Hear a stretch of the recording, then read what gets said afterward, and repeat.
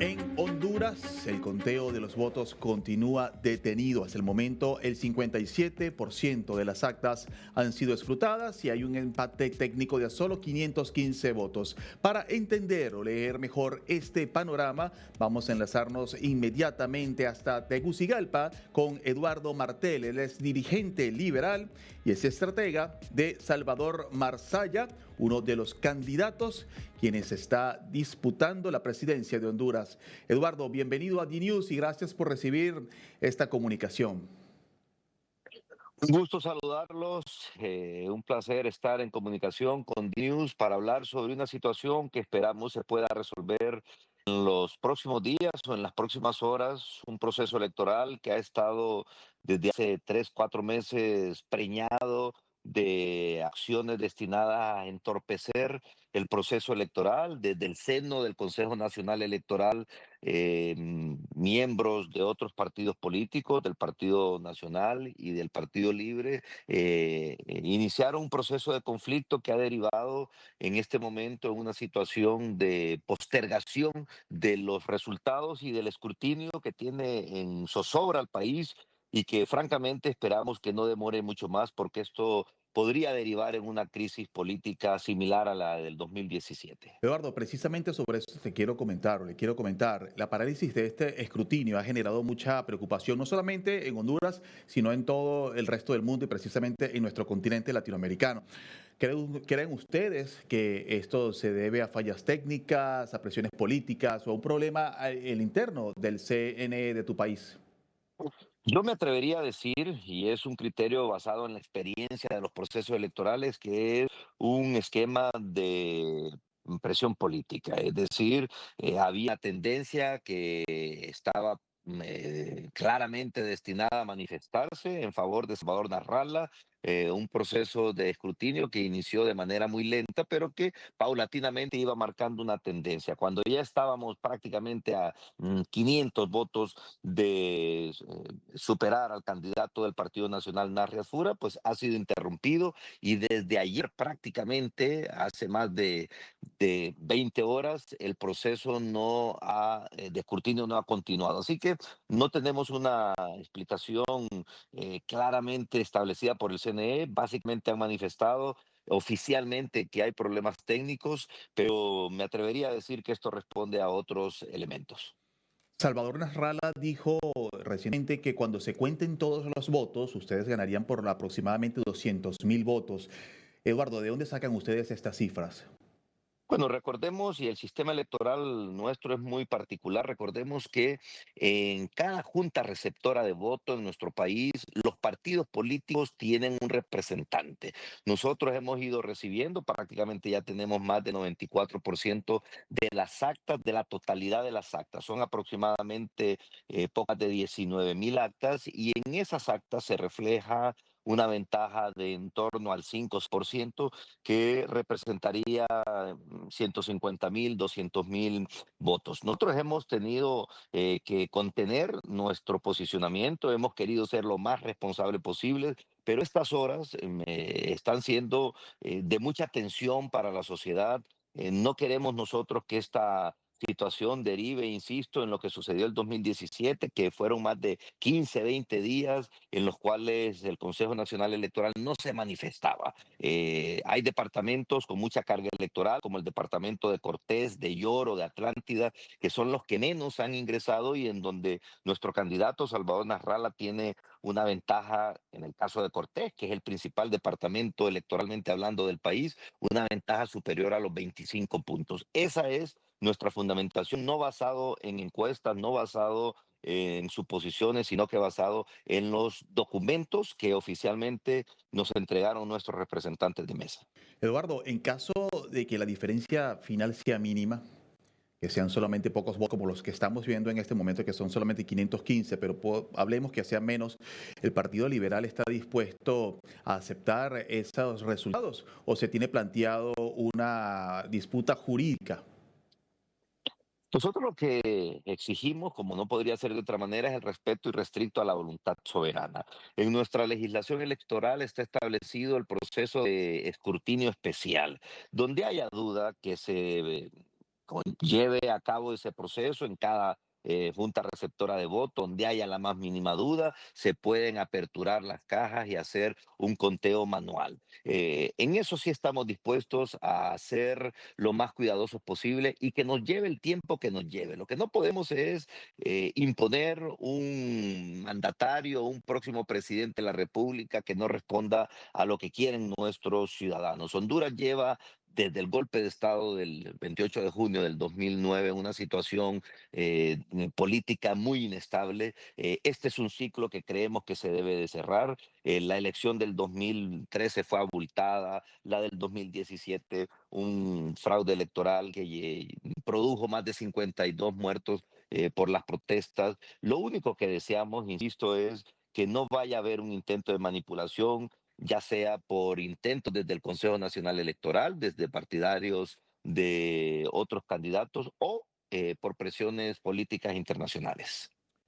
Eduardo, te pregunto, Latinoamérica está plagada por fraudes electorales. Tenemos el caso de Venezuela, donde Nicolás Maduro no quiso aceptar las elecciones y un año después sigue aferrado al poder. ¿Cuál es el planteamiento que ustedes tienen sobre ese escenario posible? Bueno, nosotros lo primero es una batalla jurídica muy importante, pero no debemos de olvidar que nuestro país, Honduras, lamentablemente tiene un Estado de Derecho muy debilitado por lo que representó el gobierno de Juan Orlando Hernández, que dinamitó todas las instituciones del país y el gobierno de Libre tampoco hizo demasiado por fortalecerlas, todo lo contrario, el Consejo Nacional Electoral que debería y debe de ser un ente dirigido por profesionales, no por miembros de partidos políticos, derivó una elección hace poco más de un año, en septiembre del 2024, en una elección estrictamente partidaria. ¿Esto qué hace? Debilita el proceso. De confiabilidad electoral. Pero nosotros, pues, vamos a llegar hasta las últimas instancias. Nosotros hemos llamado a la ponderación de nuestros partidarios. Había un interés de ir a las calles a manifestarse. Creemos que de momento no debe de ser la solución porque estamos presionando desde el partido, pero no desde el partido únicamente. La sociedad en nuestro país se está presionando a que el Consejo Nacional Electoral, a la brevedad posible, normalice el proceso y también estamos observando que las misiones de observación nacional, internacional, hemos tenido la misión de observación de la COPAL, de la OEA, de la Unión Europea, de UNIORE, entre otras, están vigilantes del proceso. Hoy, dentro de una hora y media, estaremos sentados con el ex canciller paraguayo Loizaga, que es el que dirige la misión de observación de la OEA, para seguir en este proceso de presión para que el ente electoral reactive el procesamiento. Pero lo que sí debo decir de manera categórica es que como partido no vamos a aceptar un resultado que no responda a lo manifestado el día domingo por los ciudadanos de Honduras. Eduardo, Donald Trump acusó a Honduras de tratar de cambiar el resultado electoral y también habló sobre consecuencias. ¿Cuál es el análisis que ustedes al interno de tu partido, el Partido Liberal, han hecho sobre estas declaraciones del mandatario estadounidense?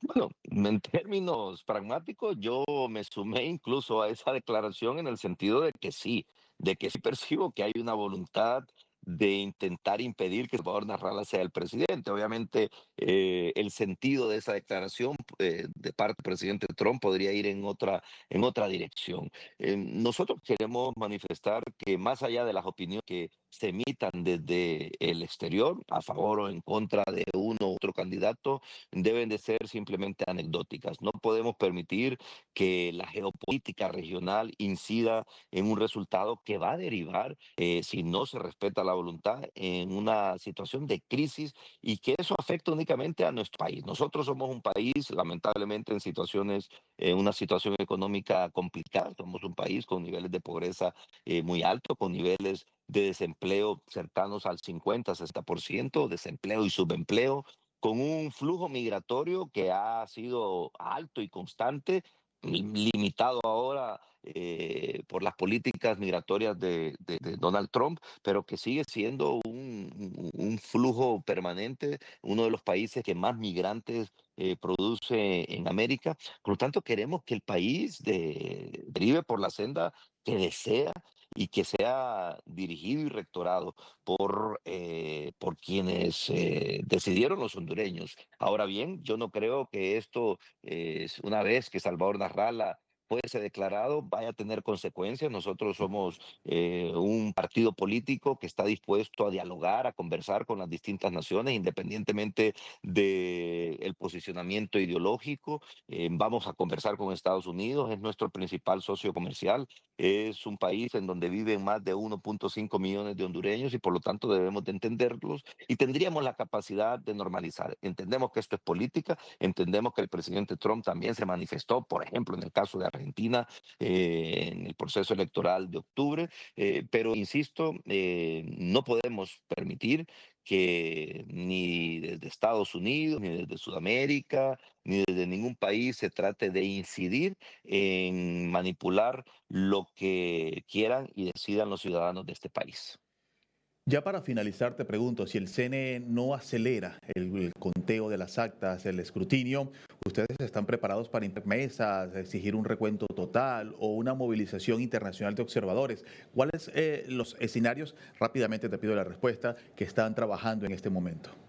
No descartamos nada, pero hay un proceso. Esperaríamos el día de hoy que haya una reactivación. Eso es lo que han manifestado los consejeros del CNE, que había una falla técnica y probablemente hoy, en horas del mediodía, a unas 3, 4 horas en Honduras, se pueda reactivar el proceso. Nos preocupa este silencio porque no hemos tenido acceso a los servidores, pero tendremos una reunión con el ente electoral y luego hay un mecanismo de escrutinio especial establecido en la ley electoral donde haya dudas, donde haya un proceso de impugnación, se revisará urna por urna, junta receptora de voto por junta receptora de voto. Eso es lo que queremos. El ente electoral tiene hasta el 30 de diciembre, 30 días desde las elecciones, para emitir la declaratoria. Así que hay tiempo suficiente. Lo que queremos es que empiece a fluir el conteo. Y yo estoy seguro, insisto, como dijo Salvador Narrala y que lo mencionaste anteriormente, que en la medida en la que vaya aumentando, no hemos llegado ni siquiera al 60% de las actas escrutadas, en la medida en la que nos vayamos acercando al 100%, creo que la distancia se ampliará y eso despejará cualquier duda. Eduardo, una noticia que acaba de llegar es que el expresidente de Honduras, Juan Orlando Hernández, fue liberado e indultado por el presidente Donald Trump, quien le ha otorgado un indulto total e incondicional al expresidente. ¿Cuál es tu opinión al respecto? Lo lamentamos, lo censuramos. El gobierno de Juan Orlando Hernández, que estuvo en el poder 12 años, 4 como presidente del Congreso y 8 como presidente de la República, produjo una penetración del narcotráfico en nuestro país sin precedentes en la institucionalidad. Fueron los Estados Unidos los que demostraron esa situación en un juicio que condenó a Juan Orlando Hernández a 45 años de prisión.